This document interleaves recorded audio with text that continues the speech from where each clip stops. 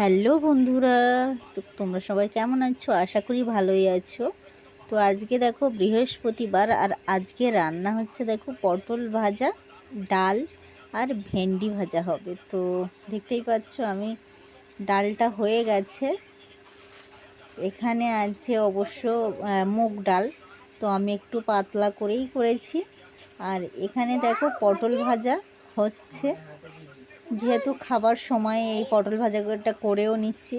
চান দান হয়ে গেছে, ঠাকুর পূজাও হয়ে গেছে, যেহেতু বৃহস্পতিবার। মনি তো চলেও এসেছে স্কুল থেকে, আর বাবু তো স্কুলে চলেও গেছে।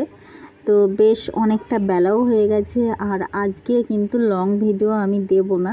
তো যারা যারা আমার ভিডিও দেখতে ভালোবাসো, তো তাদেরকে বলবো অবশ্যই তোমরা আমার পাশে থেকো।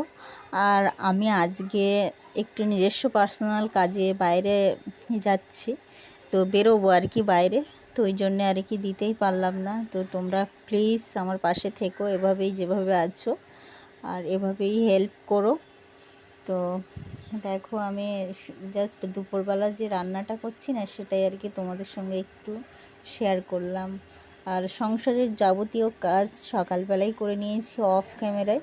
তো কোথাও যাওয়ার থাকলে না একটু তাড়া থাকে, তো ওই জন্যে আমি আর আজকে ভিডিওটা বড় করতেই পারলাম না, তো শর্ট করেই দিয়ে দিলাম। তো এরপর দেখো আমি একটু গোটা গোটা ভেন্ডিও ভেজে নেব। তো গোটা ভেন্ডি তোমরা কারা কারা খাও অবশ্যই কমেন্টে জানিও। এই দেখো আমার ভেন্ডি ভাজা হয়ে গেছে, পটল ভাজা হয়ে গেছে, দেখতেই পাচ্ছ। আর কতটা লোভনীয় হয়েছে, তো তোমরা দেখে অবশ্যই বুঝতেই পারছো। তো অনেক দিন পর গোটা ভেন্ডি এরকমভাবে ভেজে আমরা খাবো, দুর্দান্ত লাগে আমাদের। তো তোমরাও ট্রাই করে দেখতে পারো, খুব সুন্দর।